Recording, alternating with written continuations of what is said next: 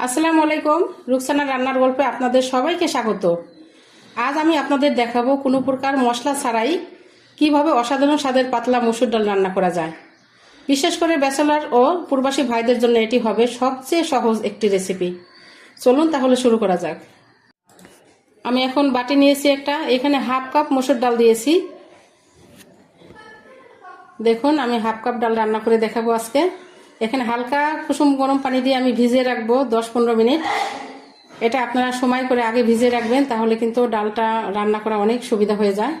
এখন আমি ধুয়ে পরিষ্কার করে কিছু পানি দিয়ে দিয়েছি চুলায় বসায়। এখন দেখুন ফুটে উঠেছে। এখন কি করতে হবে, এই ফেনাগুলো ভালো করে কেসে ফেলে দিতে হবে। তাহলে এই ফেনাগুলো কিন্তু শরীরের জন্য খুবই খারাপ। আপনার এই ফেনাগুলোতে শরীরে ইউরিক অ্যাসিড বাড়ায়, আমি একটা বড় শেফের কাছ থেকে শুনেছি। তো এখন আমি ফেনাগুলো ফেলে দিয়েছি। এখন আরেকটা পাতিলে আমি পানি দিয়ে জালটা অনেক মিডিয়াম করে এই ঢাকনা দিয়ে এই পাতিলটাও ঢেকে রাখবো। তাহলে ডাল ফুটতে ফুটতে আমার এই পানিটাও প্রায় অনেকটা গরম হয়ে যাবে। তাহলে ডালের মধ্যে দিলে বেশি জাল দিতে হবে না, ডালটাকে গ্যাস সাশ্রয় হবে। দেখুন পানিটা অনেকটা ফুটে উঠেছে। তো এইভাবে আমি ডালটাকে ফুটিয়ে নিচ্ছি। যে দেখুন ফুটে গেছে।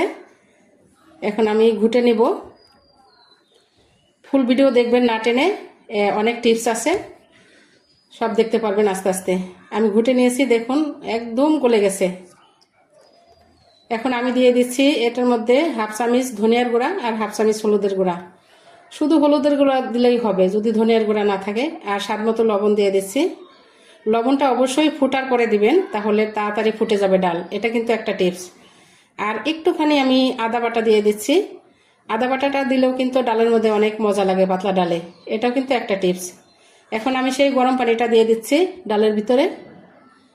এই গরম পানিটা দিলে কিন্তু ডাল একটা দুইটা বলক উঠলেই আপনার বাগার দিয়ে দেওয়া যাবে, মানে বেশি জাল করতে হবে না।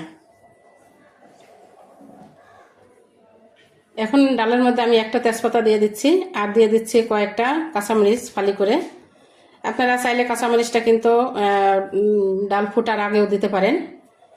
কাঁচামরিচ প্লাস পেঁয়াজ রসুন, আমি কিন্তু নতুনভাবে দেখাচ্ছি তাই পেঁয়াজ রসুন আগে দেইনি, শুধু বাগারের সময় দিব। এখন সামান্য তেল নিয়ে নিলাম। বেশি ডাল বাগারে কিন্তু বেশি তেল দিতে হয় না। এখন পেঁয়াজ রসুনগুলো দিয়ে দিচ্ছি, একটু নেড়ে চেড়ে এর মধ্যে দিয়ে দিলাম জিরা, কিছু জিরে দিয়ে এখন নেড়ে চেড়ে নেব। দেখুন অনেকটা লাল হয়ে গেছে। এখন আমি ডাল দিয়ে দিব। অনেক সুন্দর একটা ঘ্রাণ বের হয়েছে, অনেক ভালো লাগতেছে নাকে ঘ্রাণটা। আর আরেকটা টিপস হচ্ছে, ডাল বাগার দেওয়ার পরে কিন্তু বেশি জাল করা যাবে না, একবার শুধু ফুটে উঠলেই নামিয়ে ফেলতে হবে। এটা কিন্তু একটা টিপস। ডাল বাগার দেওয়ার পরে বেশি জাল করলে ডালের স্বাদ নষ্ট হয়ে যায়। আমি কিন্তু ছোটবেলা থেকেই রান্না করি। এই ডাল রান্না আমার অনেক সুনাম আছে, মানে অনেকে আমার অনেক সুনাম করেছে আমার ডাল রান্নাটা খেয়ে।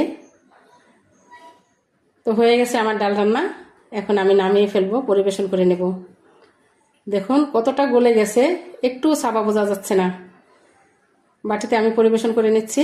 বিশেষ করে আমার আজকের ডালের রেসিপি হচ্ছে যারা ব্যাচেলার জীবনযাপন করেন বা প্রবাসী ভাই যারা আছেন, যারা নিজেরা রান্না করে খান, তাদের জন্য আমার এই রেসিপিটা।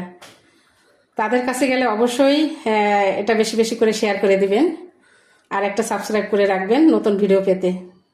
দেখুন হয়ে গেছে, অসাধারণ লাগছে দেখতেই কিন্তু। আর এটা কিন্তু ভাত ছাড়াই এক বাটি খেয়ে ফেলা যাবে, এতটাই ঘ্রাণ নাকে আসছে বা মজা লাগবে।